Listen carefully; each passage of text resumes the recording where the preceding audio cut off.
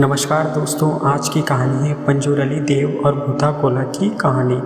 पंजुरली शब्द एक पंजीदा कुर्ले यानी युवा वराह। यह भगवान विष्णु के तीसरे अवतार श्री वराह अवतार का एक स्वरूप है। ऐसा कहा जाता है कि जब पृथ्वी में अन्न की उत्पत्ति हुई थी उसी समय पंजुरली देव अवतरित हुए थे।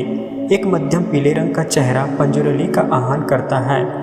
पौराणिक कथा के अनुसार एक वराह देव के 5 पुत्र हुए, मगर उनमें से एक नवजात बच्चा पीछे छूट गया। वो भूख प्यास से तड़पने लगा और मौत के कगार पर पहुंच गया। उसी समय माता पार्वती वह भ्रमण करते हुए पहुंची। जब उन्होंने एक नवजात वराह शिशु को देखा तो उन्हें उस पर दया आ गई और वे उसे लेकर कैलाश पर्वत ले आई।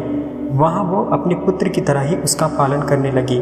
कुछ सालों बाद उस बच्चे ने एक विकराल वराह का रूप ले लिया।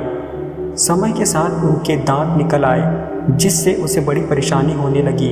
उस खुजलाहट से बचने के लिए वो पृथ्वी पर लगी सारी फसलों को नष्ट करने लगा। इससे संसार में भोजन की कमी हो गई और लोग भूख से त्रस्त हो गए। जब भगवान शंकर ने यह देखा तो उन्होंने सृष्टि के कल्याण के लिए उस वराह के वध का निश्चय किया। जब माता पार्वती को ये पता चला तो उन्होंने महादेव से उसके प्राण न लेने की प्रार्थना की।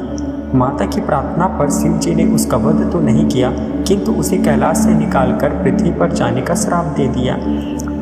अपनी प्राण रक्षा के बाद उस वराह ने महादेव और माता पार्वती की अभ्यर्थना की और तब भोलेनाथ ने उसे एक दिव्य शक्ति के रूप में पृथ्वी पर जाने और वहां पर मनुष्यों और उनकी फसलों की रक्षा करने का आदेश दिया।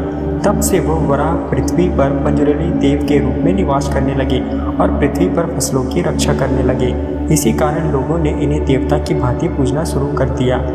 जब मानव जाति खेती करना शुरू कर चुकी थी तब जंगली सुअर उनकी खेतों को नष्ट करने लगे थे, जिसे लोगों ने दैवी शक्ति समझ उनकी पूजा शुरू कर दी।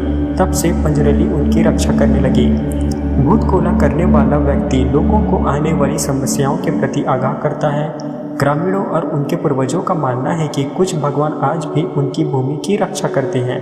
चूँकि भगवान इन गांवों को समस्याओं और कुविख्यात बुरी घटनाओं से बचाते हैं और लोगों को आशीर्वाद देते हैं। किसी व्यक्ति के जीवन में विशेष घटनाओं के लिए, जैसे शादी से पहले या नया मंदिर स्थापित करने से पहले या नए घर में जाने से पहले आदि। भूत कोला में जिस भूत का आवाहन किया जाता है वो स्थानीय देवता ही होते हैं। जिस देवता को बुलाना है उस हिसाब से भूत कोला करने वाले की साज सज्जा बदल जाती है। हर देवता की अलग रंग, फूल, साज सज्जा होती है। नृत्य प्रदर्शन के समय कुछ अन्य दिव्य पुरुष जो दिव्य ऊर्जा को प्रवाहित करते हैं, उन्हें विशिष्ट रंगों, पेंट और आभूषणों से सजाया जाता है। हो सकता है कि वह अपनी आंखें घुमाए, कांप रहा हो, जोर से रो रहा हो, जबकि अन्य लोग उस पर फूलों की वर्षा कर रहे हों। एक मध्यम पीले रंग का चेहरा पंजुरली का आवाहन करता है, जबकि एक हल्के रंग का चेहरा वर्दे का आवाहन करता है। गुलिका का आवाहन करने के लिए काले और लाल रंग की तरह बेहद आक्रामक चेहरे की आवश्यकता होती है। प्रत्येक देवता का अपना विशिष्ट संगीत होता है और प्रदर्शन के समय के आधार पर संगीत बदलता है। सूर्यास्त से लेकर सूर्योदय तक ये नृत्य चलता है और बिना खाए पिए लोग भूत कोला करते हैं।